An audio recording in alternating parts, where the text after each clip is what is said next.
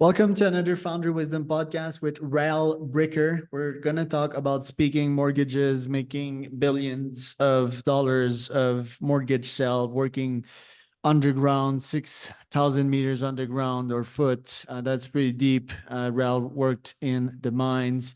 We're going to talk about podcasting. We're going to talk about wealth and living life correctly. This pod is by podpar.com. This is my podcasting company. If you want to start your podcast, scale, and monetize, you can go to podpar.com. Rael, welcome to the pod. Tell me a bit more about yourself and about what you're up to nowadays.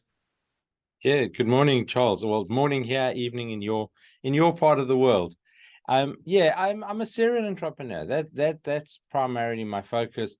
I've owned and run businesses since I was in my teenage years. Reverse listed my first business in '96 on the Johannesburg Stock Exchange, and then I listed a venture capital fund in 2001 on the Australian Stock Exchange. 2002, I started a financial services group in Australia. I still own that today. It's done $3.2 billion of mortgages.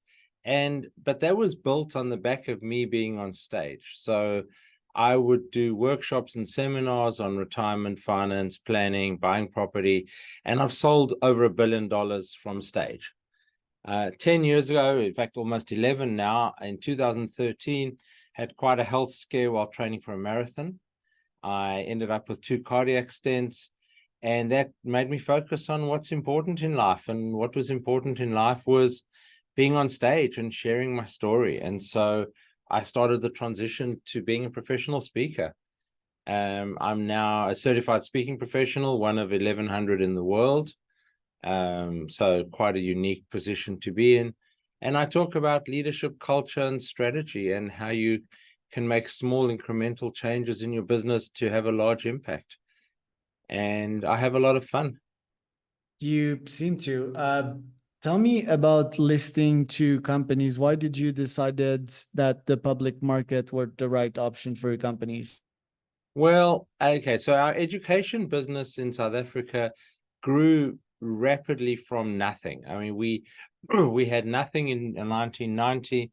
I was in a good job. My partner was in a good job. We went, yeah, let's just start a business. We started a business with no plan, with no spreadsheets, no analysis, which is probably what I tell a lot of entrepreneurs to do today anyway. Just go ahead and try it. And if it doesn't work, it doesn't work. We started this business, 20 students in 1990, had 4,000 students over 6 campuses by 1996.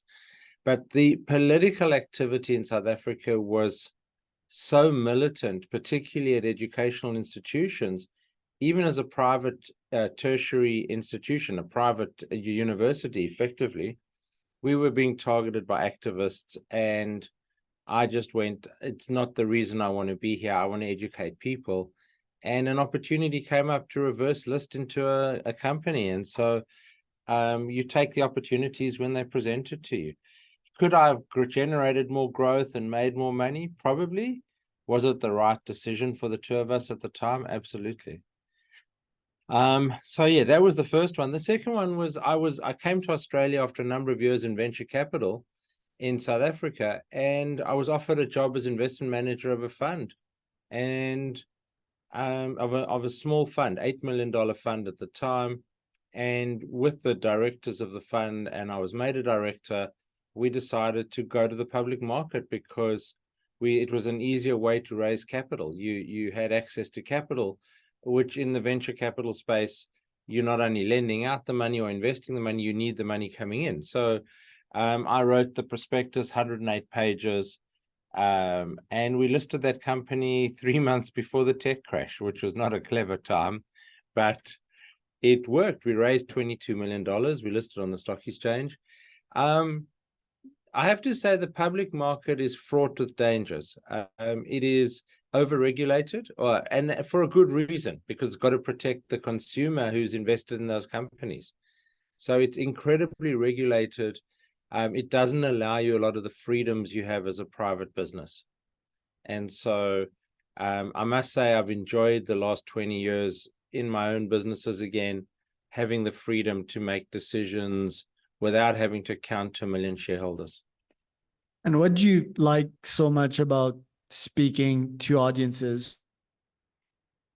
I enjoy seeing change in people. And I have all this experience and all these stories and all these reasons to help people change, because if you stay static, you die, right? So the truth of any person is they have to keep growing and evolving.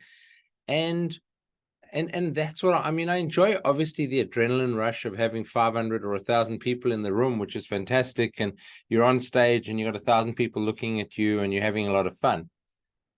But equally, I enjoy 10 people in a room, spending 2 days with them doing a corporate strategy, because you're actually interacting and seeing the difference. And in fact, my preference now is smaller groups, not larger groups, because larger groups are great. You get paid a lot more money, but you don't really get the fulfillment of seeing the change in people. So as someone who's been, successful in business and made lots of mistakes in business too, I like to share the ideas with people and help them on their journey. And that's why I enjoy being on stage. Why wealth, and how did that change you? Why talking about wealth? Or I think wealth gives you the freedom, and it's, I'm not in the super wealthy league. I'm comfortable. What did it do? It gave me the ability to give my children a life, create a life. My wife always says, the life that she's grown accustomed to. It allowed us the freedom to from a simplistic level, walk down the street and go, do I care if my kids want 2 ice creams or 1? Yes, it's probably not good for their health, but it allowed us the freedom to have my kids grow up understanding money, appreciating money, but also understanding some good things in life. My daughter, who lives in London, has just visited her 40th country and she's 30 years old. So, she's taken to travel. My other kids are both very involved in giving back to the community, and having a buffer, having the ability to know that they're not worried about the next dollar coming in, has allowed them to all 3 of the kids to give back to the community, and my wife and I as well, in a lot of ways. So that's what it's meant. It's not meant, it's not meant crystal champagne and oysters. I don't eat shellfish, so that doesn't make a difference. But it hasn't. It's not that kind of a lifestyle thing. It's a what does it get you? It got the fact that 2 of my kids have gotten master's degrees. I've got 2 master's degrees. It's allowed them the freedom to do that kind of stuff. What do you see young entrepreneurs these days making as mistakes? I think they overanalyze. I think they get caught up in analysis paralysis. I get lots of entrepreneurs coming to me as a mentor and going, can you help me? I'm on spreadsheet number 27 and I'm not sure if this business is going to work. And I tell them, well, that's 26 spreadsheets too many. The back of my book that I published in 2018, and that is coming up again, we're busy rewriting it now or editing it, says business is not complicated. Business is simple. You just have to dive in and adjust your course while you're moving. And the book is called Dive In. That's the name of the book. And that's what it's about. It's just about that freedom to be able to dive in and go, yeah, it's worked, or no, it hasn't worked. And I think that's the biggest problem with entrepreneurs. I think also that, particularly in Australia, and I'll use the Australian example, there is no unemployment. And I say no unemployment and people look at me. I mean, if you've studied economics, in economic terms, there's no unemployment because the unemployment rate's about 3%. There are more jobs than there are people. And so the person who's got this burning desire to be an entrepreneur is earning good money in a corporate job. And they can't take the leap off the edge to go, what happens if I give up my corporate job and start this business and it fails? Well, my answer to them is, if it fails, you'll go back to a corporate job. That was my approach in 1990 when I started my first business. You have to have enough. I think they lack confidence in themselves. I know that's kind of weird to say for someone starting a business, but if you have confidence in yourself and your own ability, then you're prepared to take the risk because you've got something to fall back on. You can go back to the corporate world, and as soon as people get that idea, then they go, wow, let's start the business. Let's do something. Your speaking gigs, how do you get them, and how do you make sure that you're impactful to that audience while on stage? There's two things in there. I mean, the one is that I'll start with the second part, the impactful to audience. I mean, I trust in my own ability when I'm on stage. However, part of our code of conduct in the professional speakers industry, Professional Speakers Australia, I'm on the board of that, is we have a code of conduct, and part of that is the ethics. So there are probably equally a number of talks that I will turn down because I don't think I can add value. Now, there are a lot of speakers out there who will grab everything and do a bad job because it's not their area of expertise.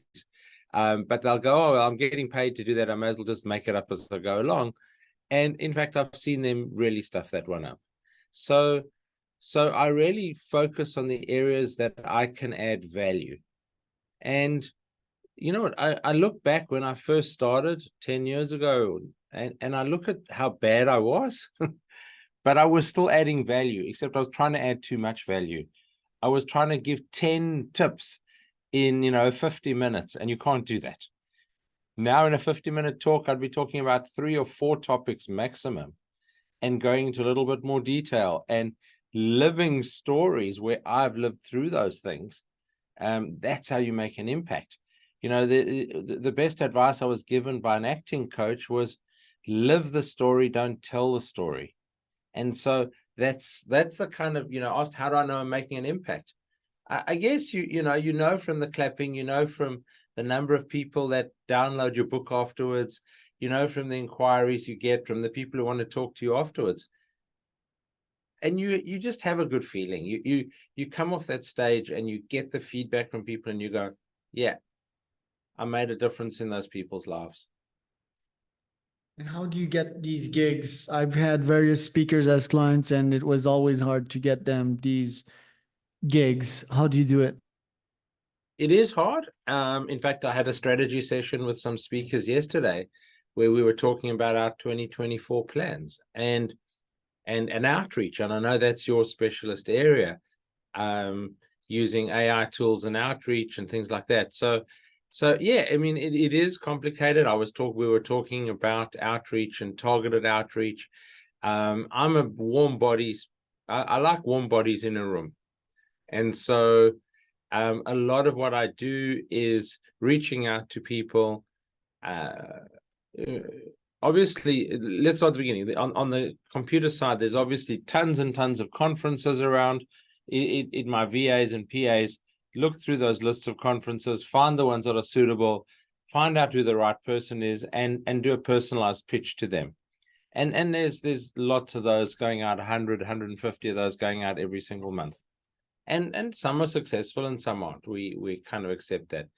The best corporate work, which is really the work that I want to do and specialize in, is networking, meeting people one-on-one, going to have a coffee and asking the question of what's troubling you, what's the problems in your life, what are the problems in your business. And it's that process. Because I'm a lot of my programs are 3-month programs. Like Small Steps to Big Changes is a 3-month program run for groups of 20 in an organization.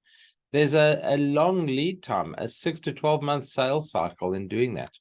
And it's not something you can speed up. I mean, working with one of the health campuses in Singapore, they have 400 people going through the program in groups of 20.